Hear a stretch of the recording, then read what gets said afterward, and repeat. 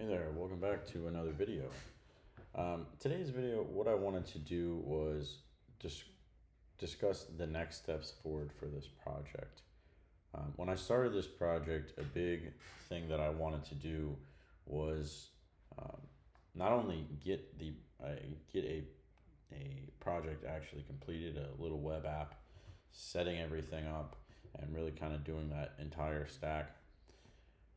The other thing was actually getting it deployed in a somewhat modern way. By somewhat modern, I mean there's a lot of ways that people do things nowadays. So this is kind of one way that I want to put a very as modern as I would think for a solo project in order for us to learn. So let's kind of go through this video. Let's go through the steps. I am actually going to be learning a lot of this as I go through it, and from this point moving on, there are a lot of things that I think I have an idea of how I would like to build them, but there's a lot that I don't know, and so this process, I think can definitely change over time. But at the high level, I'm hoping that these steps are going to be how we do things, several videos down when we actually get this deployed. So let's just make some diagrams, and let's talk about what steps do we have left. So um, we get uh, working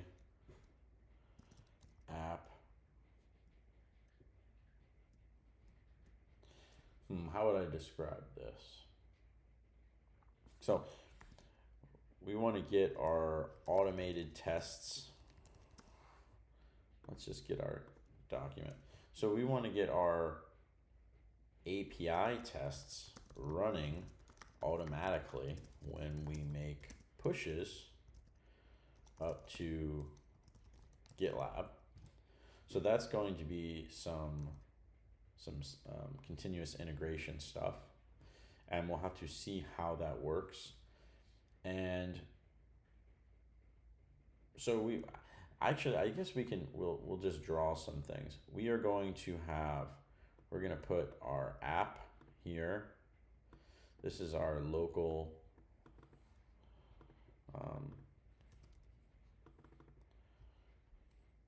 we're going to call this the streak tracker dev. Then we are going to push these up to GitLab. And so we're going to make this bucket here. And we'll actually call this whole entire thing. Can we do this? GitLab. And let's zoom in and make this a little bit bigger. So we will push our changes. Push changes. I'm not really sure why this is so incredibly big. Let's just make that a little bit. We'll make this like that. Let's get some of these texts a little bit better.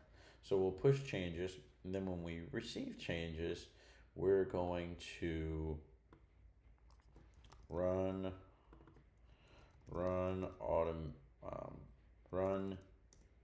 tests. Okay. So we'll run all of our tests, and that's just going to make sure that we can do these things locally, of course, but this is at any modern place. You're going to have all your tests running up in GitLab, or I guess GitHub Actions or something like that. So we're going to just have our tests being ran, so we can always look at the state of our code, our repository in GitLab. Then from there, we are going to have another thing, and that is going to there's going to be another pipeline. So this is going to be kind of like our test pipeline, we'll call it for now. What is this little guy? No, we don't want that. We're going to just say this like a test pipeline. And then we'll have a deploy pipeline. So this is going to,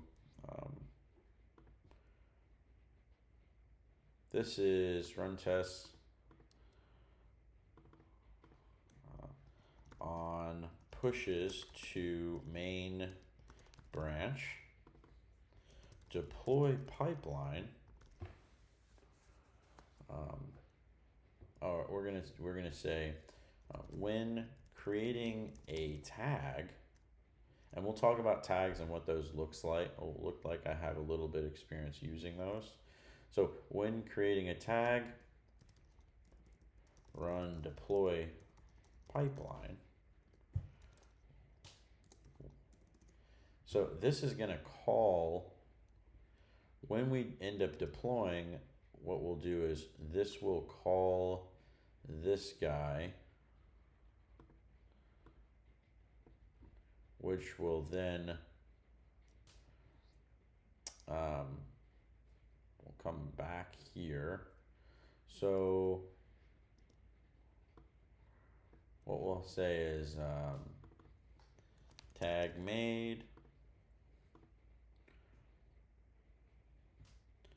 then this will actually, we'll have some deploy scripts, deployment scripts.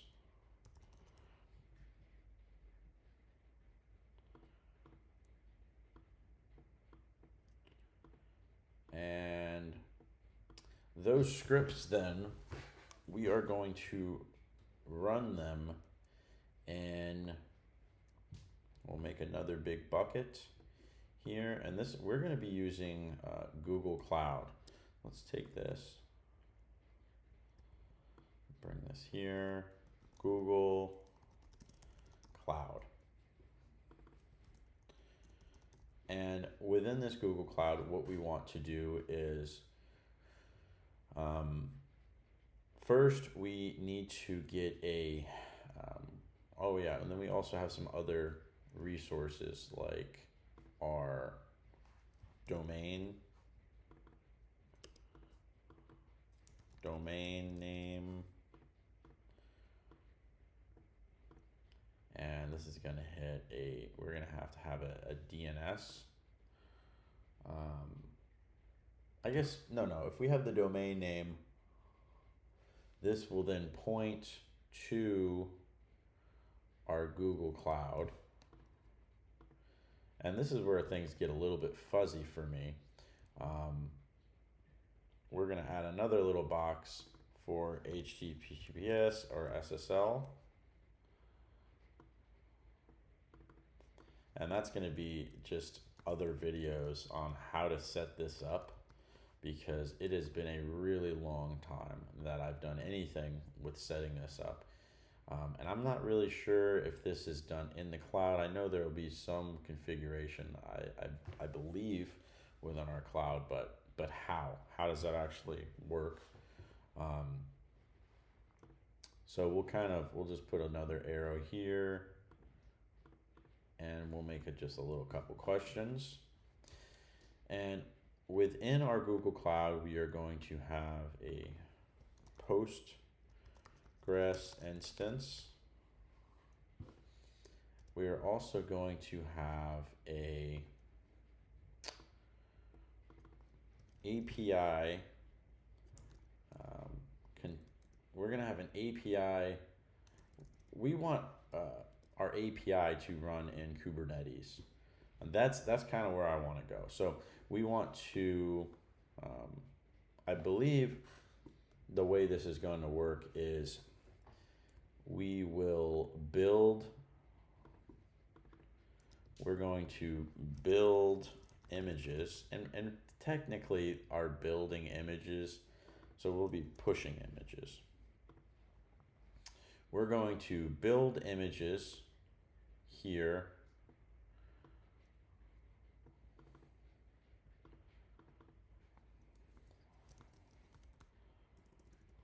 Build slash test pipeline, we'll call this actually. So here, so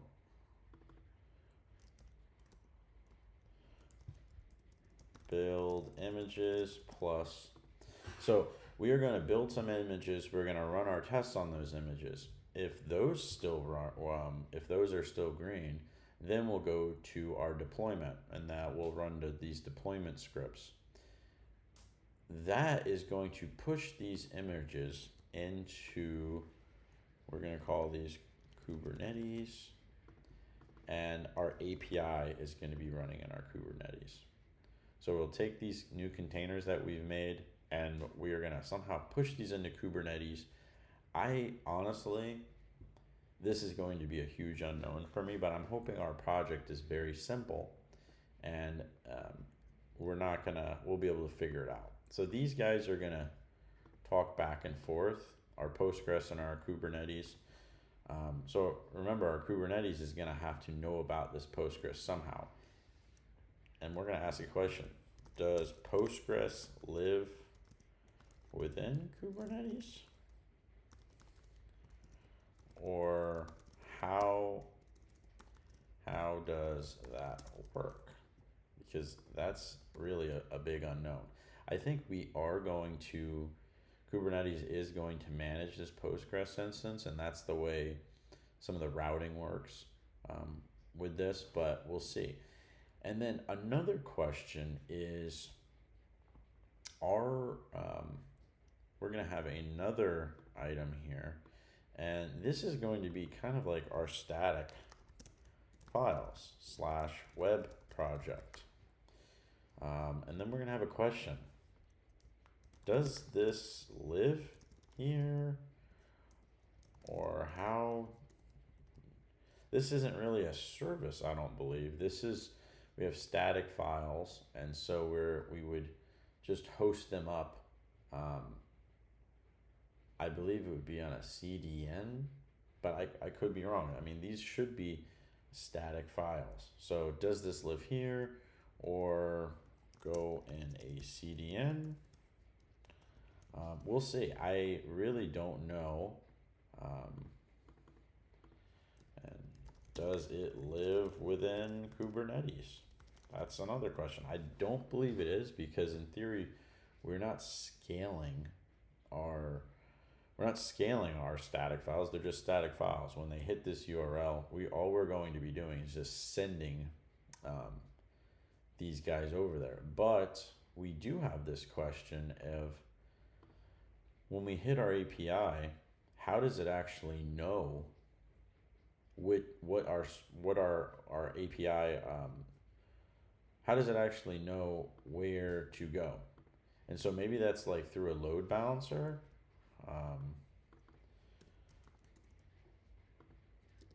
So let's cross this off, and we'll make an arrow here and say, how does this interact? How does web interact with API? Through load balancer, potentially. I'm not really sure yet. So, but yeah, so our actions that we're going to be making are, we're going to continue to push our changes, and that's going to give us confidence that they're working correctly by coming up and running in this build test pipeline. And then when we're comfortable, we're going to actually deploy these things that are passing tests, and we're going to manually do some action like tag, and that's going to go ahead and push things up to Google Cloud.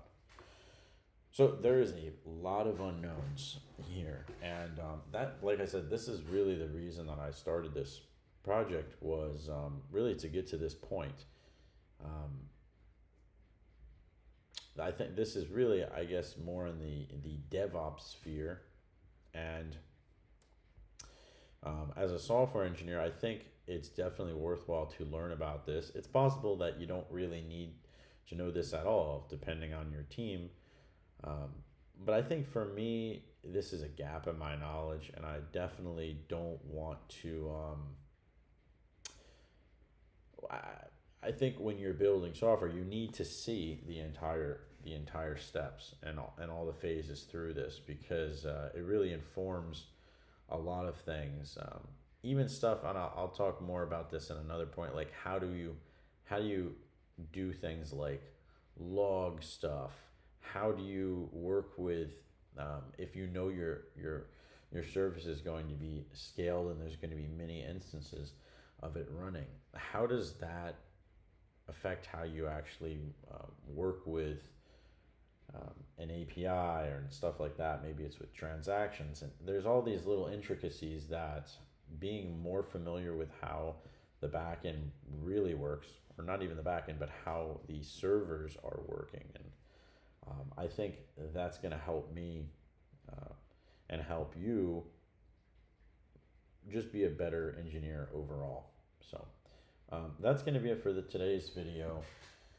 Tomorrow, in the next video, what we're going to be doing is we are going to be getting this very first pipeline built. So when we push our changes in our local machine, we want to actually see them in GitLab building and running these tests that we've been running locally. Now we'll still continue to run these tests locally, but we want them in GitLab so we have some confidence that especially when we deploy, we only want to deploy if all of our tests are passing. So I will see you in the next video, and see ya.